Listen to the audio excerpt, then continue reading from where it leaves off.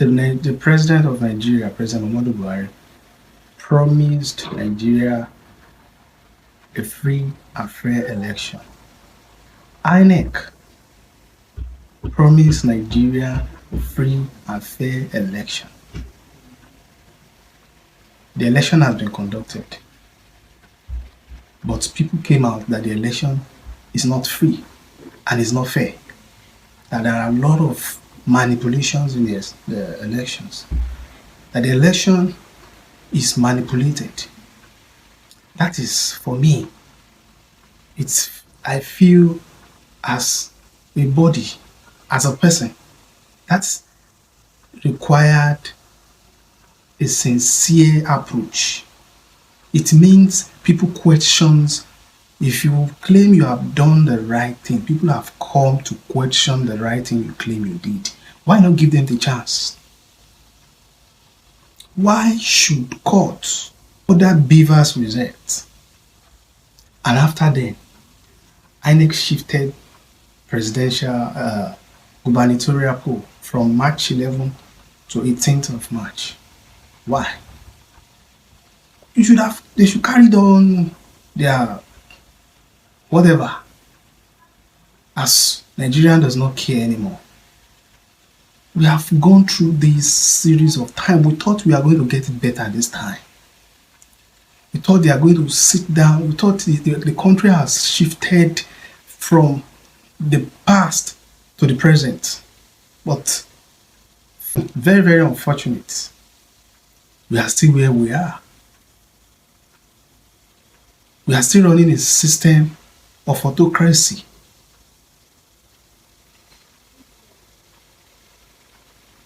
$14 million Nigerians have spoken that they are not pleased with the outcome of the results. 18 parties contested for this presidential election. 3 parties came out with flying flags. 4 parties, APC, PDP, Labour Party, and Nnpp. APC, fortunately, was declared the winner of the election. The 3 others who followed refused the result and approached the court to challenge the outcome of the result. But to my surprise, they were asked to go and follow instructions, as if Nigeria is a country of some people and not for some people. Why are we driving our citizens to the state of anarchy? Why are we trying to test the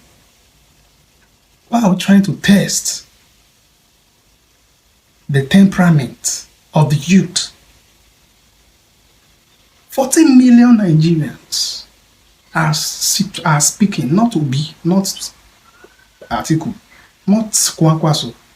14 million Nigerians said they are not pleased with the results. But anyway, watch the videos and you see how unpleasant the appeal court order. Who can give any assurance about accountability on the part of INEC? I think you asked about at least 3 questions in one. And if I remember all of them, you answered the first question. But why did INEC disappoint in view of all they had promised? I think the issue is best answered by the Commission itself, which it has done by when it said that they had technical glitches. The nature of the technical glitches and the details of which have not been made public. So I cannot speculate. I have to go by what everybody else read in the statement issued by the Commission. I believe that it's part of the attempt to overcome some of those glitches. That is why the postponement. Issue of trust is there. I think your former guest professor answered that very well. There's a trust deficit which INEC has to overcome. How well it can do that, how soon it can do that, I really don't know. But subsequent to the elections, the governorship and state house of assembly elections, perhaps that'll be an opportunity for the commission to start rebuilding trust, because I am of the view that it had a high degree of trust after the Osun governorship election. People depended on its word. People believed that the BVAS will work, that the IREV will work. So having said that, there is a lot of work to be done in terms of rebuilding. The body charged with conduct of our elections is INEC. No other body, no other person can conduct those elections. So there must be trust in that institution. And since we have no choice, we have to just wait and see and hope that it regains the trust of the majority of citizens. Well, still on trust, Mr. Osaze Uzi, is this issue around the tampering with the information on BVAS when INEC reconfigures, and this was one of the main issues that had come up when they'd approached the courts to allow them vary the order, initial order given by the courts to enable them to reconfigure BVAS. I'd like you to speak on this. Is it possible for INEC to reconfigure without tampering with information? Yes, we've heard that they would back up information on there, but there's still a bit of uncertainty around that. And like you said, it's also around an issue of trust. Well, please, I'd like to get your thoughts on this.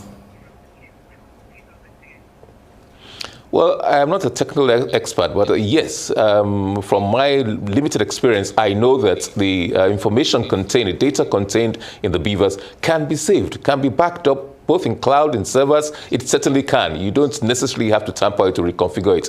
People have to understand what reconfiguration means or what it consists of. I know, for example, that these machines were configured to start at about 8:30 on a certain day, the last election day, 28th of February.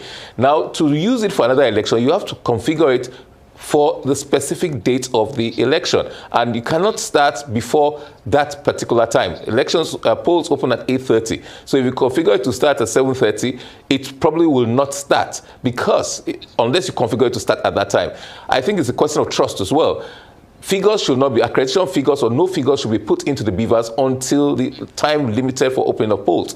And automatically, as you program it, it shuts down at a particular time, by which time it's expected that everybody who was on the queue at 2:30 will have voted. So it doesn't shut down at 2:30, but a period of grace, maybe 4, 5, 6 hours, so that it can enable the device take care of everybody. Well, automatically it will shut down. Thereafter, you cannot accredit anybody unless and until you reconfigure it again. So that's basically the importance of that. But yes, you can save all the data and information.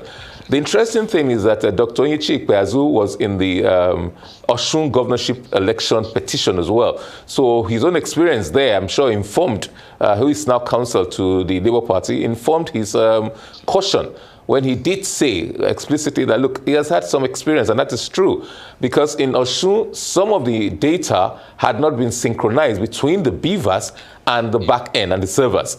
So that was why he said there was some difference between the certified true copy given to the APC in the Osun election petition and that given to the PDP by that the same INEC.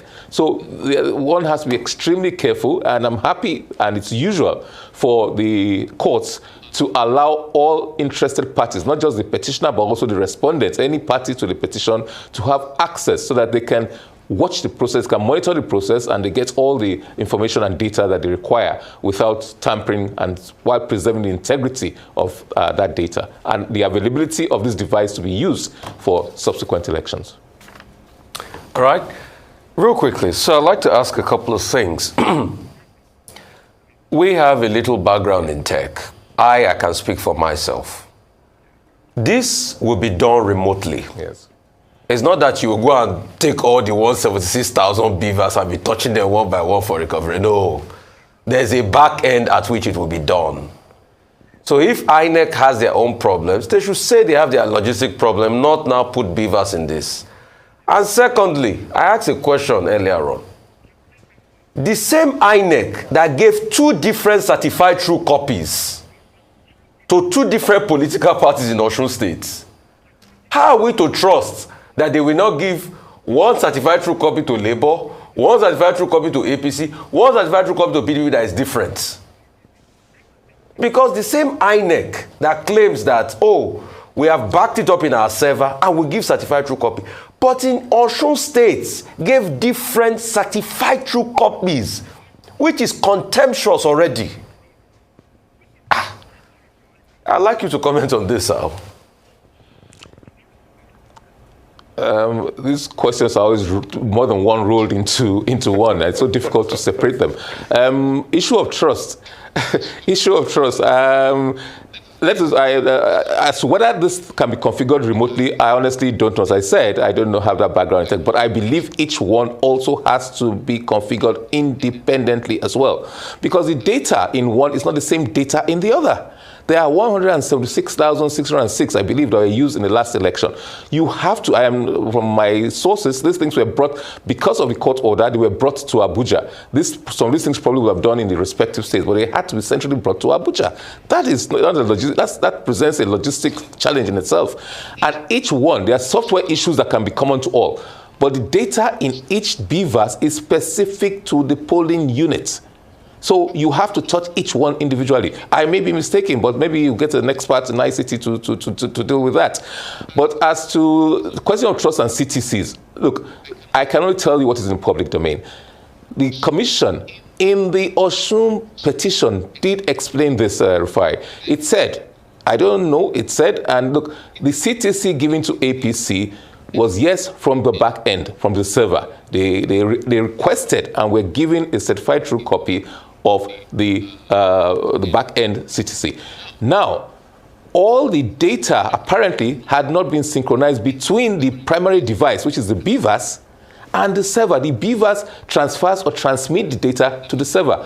But as at the time, APC applied first. As at the time it applied, apparently all had not been, they had not synchronized. The mistake there, and it's a serious one, is that they did not put any caveats in the certified true copy they gave to the APC.